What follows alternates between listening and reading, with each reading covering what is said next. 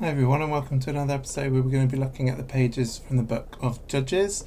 This time we're looking at the end of the Gideon story and perhaps a little bit of the Abimelech story.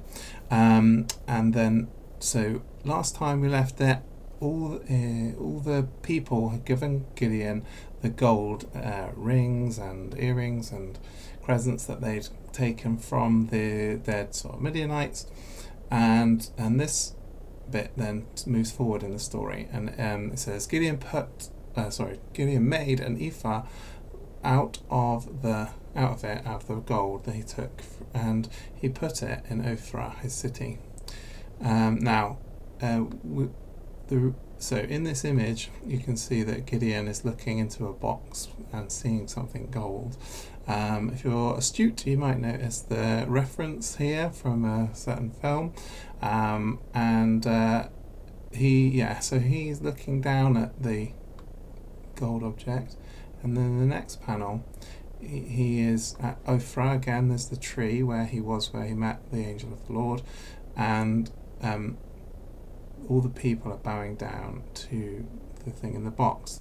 Now you might wonder, why have you drawn the ephod in the box? Let's read the words here as well.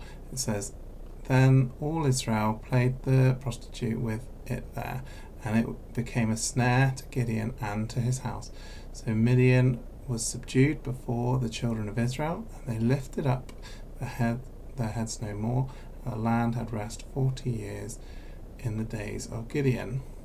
Why draw the ephod in the box? Well, it's because we're not sure what it was, or at least there's two options, and the two options are equally likely.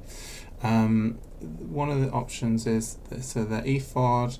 One of the uses of the word ephod is the priest wears an ephod, and it's part of the priestly garments, part of the breastplate, so the idea is that the people who interpret it that way, that he made an ephod of gold like the priest's one, to use instead of the priest's one that they had, and so in that way, it draws worship away from the true one. But others just see the ephod as just being an idol, essentially, like a statue or whatever of God. And I can't remember exactly how the language works around that, but essentially, when you read the different commentators, essentially, good commentators disagree. Some think it's just basically an idol, some think it's a priest's ephod, but the point is it was something bad, and what exactly it was doesn't really matter. But because I didn't know, and good commentators didn't agree, I did it so that it's inside a box, and he's opening the box and showing them what's inside.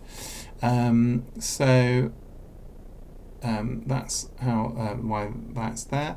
So as you can see, it's Ophrah, as I said, and in the background you've got Mount Moriah. And then Gideon grows old, and Jerubbaal, son of Joash, went and lived in his own house. Gideon had 70 sons conceived from his body, for he had many wives. So he has loads of wives and concubines. His concubine who was in Shechem also bore him a son, and his name was Abimelech. I'm not sure how you're supposed to pronounce it, probably not at all, but English people pronounce it Abimelech or Abimelech. I normally say Abimelech because Melech is king, and I can't remember what Abi means, but it's two separate parts. Gideon, the son of Joash, died in a good old age, and he was buried in his tomb, Joash's father. In the image on this side, you can see that Gideon is sitting in a chair. His fleece that he put out for the Lord and he was wearing is there on his chair. He's sitting like a marble chair. You can see he's got a gold goblet. He's got a little child on his knee, and then he's got some of his children round about. The one in front of him, the son, he's wearing the same necklace with the arrow. He's the son that was, I can't remember the name, but above on the last page was supposed to kill the two kings. This guy. And I was just looking to see if I could see his name. But he didn't do the deed. It's up here, look. Jether. Can you see it? Yeah. Jether, his firstborn.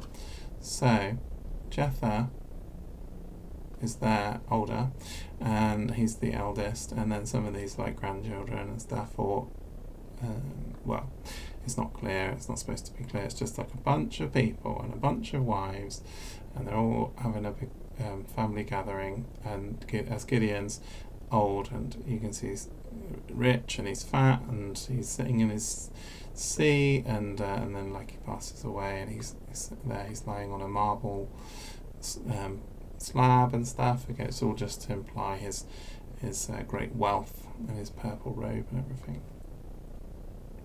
But he does die, and then when he does, the people go back to worshipping the Baals, and it says the children of Israel didn't remember God, who delivered them out of the hand of their enemies, and their enemies on every side.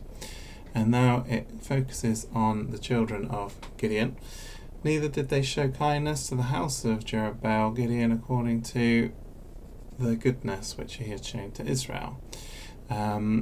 So it says that they didn't show kindness to, they obviously didn't, but there's an element to which there's a prestige of being a son of Gideon, because they kind of refer to them as princes and stuff. This image here on the screen is set in Shechem. Shechem is the location where this kind of story plays out.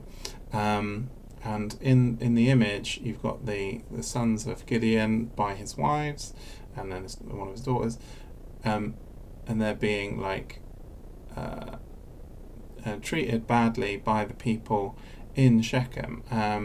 In the background, on the right, on the left, in the white shirt, kind of small, you can see Abimelech, and in the far background, you can see the walls of the city, and even beyond that, Mount Gilboa and the temple, and this is our first kind of look at Shechem.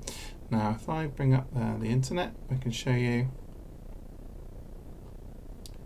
There we go. This is a map, an aerial photograph of Shechem. This is from netdoors.com. So you can find it there. In the image, you can see in the kind of centre there's the temple, and it's and we'll go back to the image in a moment of my own, but you can see a big square thick wall temple, and in front of it, large standing stone, it says. Also you can see a massive wall and the gate, which is right by the temple.